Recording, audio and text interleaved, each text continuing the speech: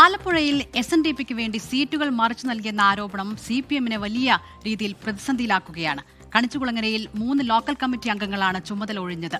വിമതനായി മത്സരിക്കുകയാണ് local കമ്മിറ്റിയുടെ മുൻ secretary M. Vijayan. ഇതോടെ പാർട്ടി ആകെ പ്രതിസന്ധിയിലാണ്.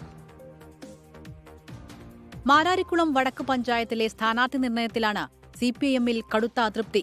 വാർഡ് കമ്മിറ്റി വിജയസാധ്യത കണക്കിലെടുത്ത് ശുപാർശ ചെയ്ത സ്ഥാനാർത്ഥികളെ വെട്ടിയാണ് SNDP യോഗം ആവശ്യപ്പെട്ടവരെ സ്ഥാനാർത്ഥികളാക്കിയത്. ഇതോടെ വാർഡ് കമ്മിറ്റികൾ നിശ്ചയിച്ച് പ്രചാരണം തുടങ്ങിയ സ്ഥാനാർത്ഥികൾക്ക് തിരിച്ചടിയായി.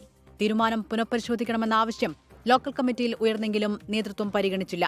പിന്നാലെയാണ് ചെത്തി ലോക്കൽ കമ്മിറ്റി അംഗങ്ങളായ KV Dineshan, VA Aneesh, MS Anilkumar എന്നിവർ ചുമതലകൾ ഒഴിഞ്ഞത്.